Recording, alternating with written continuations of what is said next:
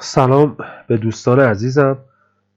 من یه چند دفعه‌ای بود که استوری گذاشته بودم راجع به این کورس‌های آموزشی که قراره با شما دوستان در میان بذارم. خیلی خوب دایرکت داشتیم، خیلی سوال کردن و راجع به این دوره آموزشی پرسیدن. ببینید، من در ابتدا میخوام که حدود چند نفری رو به صورت آنلاین آموزش باشون داشته باشیم تا به جمع‌بندی کاملی برسیم و بتونم که ایرادات دوستان رو در بیارم تا حالا در جلوتر اون پکیجی که داریم آماده می‌کنیم بتونه یه پکیج خیلی جامع و کاملی باشه.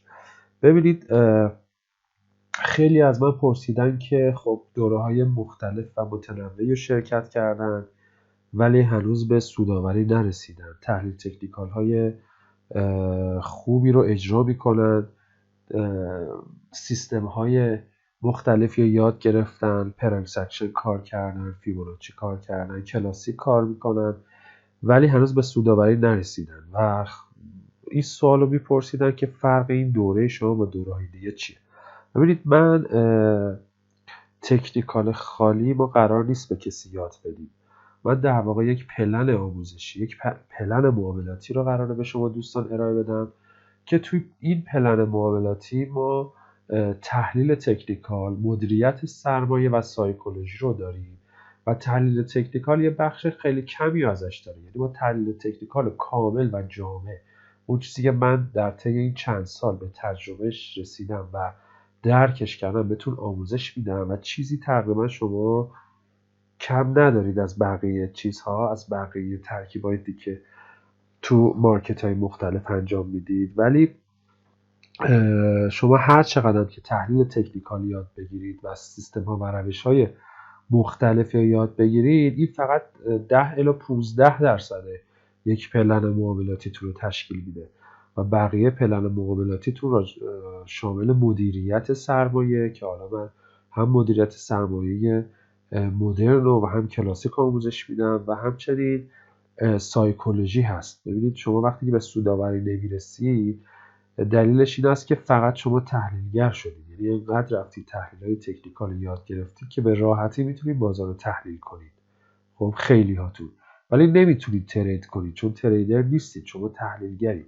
برای اینکه به تریدر تبدیل بشید باید یک چیزای دیگه هم به تحلیل تکنیکالتون اضافه کنید که متاسفانه خیلی از دوستان من فقط میرن دنبال تحلیل تکنیکال و از یادگیری و آموزش اون دو جنبه دیگه که خیلی مهم هست و بیشتر از شاید 70% یک پلن رو تشکیل میده غافلی.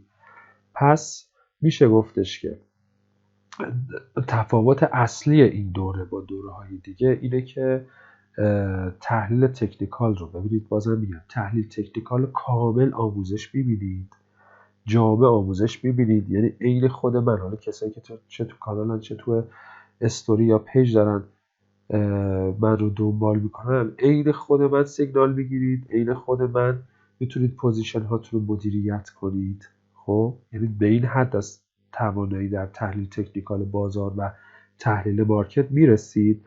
علاوه بر این که ببین شما هر چی یاد بگیرید، یعنی شما برید تمامی هر آنچه که درباره تحلیل تکنیکال در دنیاست شما برید همه رو یاد بگیرید. شما وقتی همه رو یاد بگیرید تو پلن معاملاتیتون 10 الی 15% شامل میشه. یعنی شما کاملا مثلا خل سلاحید. با اینکه من معتقدم که در تحلیل تکنیکال شما باید به سلاح‌های مختلفی مجهز باشید چون دارید به جنگ بانک‌ها، بیگ بویز های بازار میرید، ولی هر آنچه که شما از تحلیل تکنیکال یاد میگیرید 10 الی 15% پلن معاملاتیتونه. بقیه پلن معاملاتیتون یه چیزی حدود مثلا 30%ش مدیریت سرمایه‌تونه که شما باید اون مانی منیجمنتتون رو بتونید پیگیری کنید که حالا هم مدرن آموزش میدیم هم کلاسیک.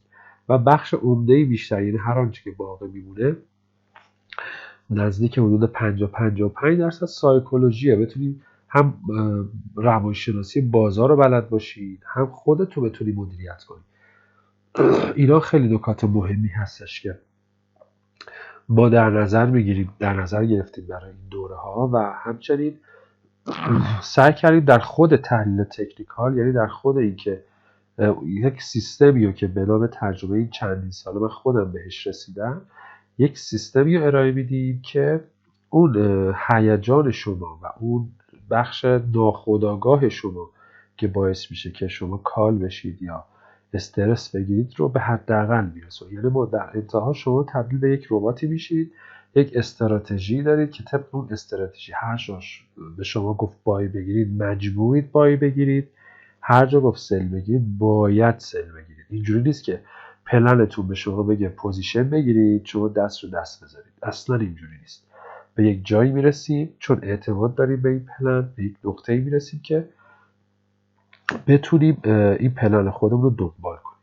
حالا یه توضیح هم بدم راجع به این مزایای دوره. ببینید حالا حتما پیگیری کردید استوری های اون بچه که تو کانال هستن، حد ضررهاش خیلی کوچیکه، چون شما یکی از پایه های اصلی که بتونید به سودآوری برسید اینه که حد ضررهاتون خیلی کوچیک باشه تا بتونید ریسک به ریوارد های بالاتری بگیرید، آر به آرهای بالاتری بگیرید. این خیلی نکته مهمیه، چون مثلا یه دفعه نه یه ترید باز کنید 50 پیپ حد ضرر داشته باشه، این فاجعه است. در حد 10 پیپ 15 پیپ روی طلا خیلی حد ضررهای خوبیه و خب ویریت بالایی هم داره دیگه. حالا منو دنبال قطعا کردی تو این چند سال و خب دیگه رو لازم به توضیح نیست. و اینکه شما لازم نیست که طولانی مدت بشینید پای سیستمتون، چون میدونید هرچی بیشتر بشینید پای سیستمتون، پای تریدتون، پای چارت بیشتر ترید میکنید و ما میخوایم که این رو به شما به حداقل برسونید، چون یه پلن خیلی خوبی به شما میدیم که زمانهای نشستن پشت چارت هم براتون خیلی کوتاه‌تر میکنه و به طور اتوماتیک سیشن های معاملاتی هم برای شما در نظر میگیره. یعنی معاملاتتون رو میدونید مثلا سیشن نیویورک هست، سیشن لندن، سیشن توکیو، چه ساعتهایی کدوم قسمت از سیشن توکیو بهتون بیشتر میده این سیستم، این پلن معاملاتی. اینا رو برای شما خیلی فیلتر میکنه. مثلا من خودم 3 تا 1 ساعت یا 3 تا 1 ساعت و نیم میشینم پشت سیستم، پشت لپتاپ خودم و بقیه‌اش رو دیگه واقعا کاری ندارم که بشینم پشت سیستم، چون تایمایی که قراره به من ترید بده، سیگنال بده مشخص است. خب این خیلی ویژگی خوبیه، چون استرس شما رو خیلی کم میکنه وقتی که کمتر بشینید پشت سیستمتون، رصدتون طولانی نباشه، سیشنا رو درش در نظر بگیره، اصلا خارج از سیشن‌های معاملاتی به شما سیگنال نمیده. این خیلی نکته مهمیه و هم در موج‌های اصلی و هم در موج‌های فرعی یا استراحت بازار هم به شما سیگنال میده. حالا اگر که یک من توضیح کوچیکی بخوام بهتون بدم، ببینید ما کلا فرض کنید این بازار نزولی هست، یه سری موج اصلی داریم که ما بهش میگیم موج‌های اصلی یا پوش و یک سری موج‌های فرعی داریم. موج‌های اصلی مارکت و موج‌های فرعی که خود موج‌های فرعی اگر بخوام من این تیکه رو یه خورده برای شما زوم بیشتری داشته باشم، ببینید به این صورت مارکت ما همیشه حرکت میکنه که ما اینا رو قشنگ به شما یاد بدیم که چگونه مثلا بتونید با این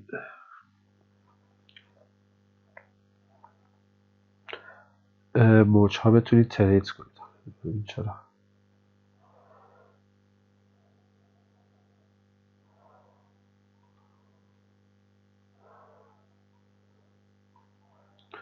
این بابا امروز سر لج گذاشته.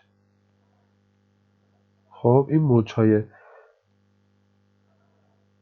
اونجا که باید بزنه نمیزنه، میبینی این موج‌های یاد میگیریم که مثلا ما در اول این موج‌های اصلی بازار وارد مارکت بشیم، سل مارکت رو بگیریم در اول این موج‌ها و اگه بخوام بهتون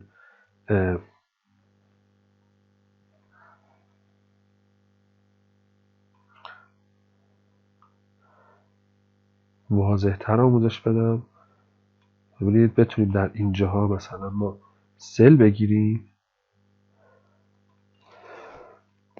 سل های روندی. ببین وقتی که در امتداد موج‌های اصلی ما میگیریم، حالا بچه‌ای که تو کانال هستن یا حالا استوری ها رو دنبال میکنن، مثلا میبینید که ما یه دفعه یه مثلا داشتیم یه مثلا SL 10 پیپ 15 پیپ داشتیم، یه دفعه مثلا TP همون نزدیک 200 پیپ بوده و بیشتر از این هم تونستیم بگیریم. همین با یه طلا رو ما از 18 11 گرفته اومدیم بالا با بچه کانال.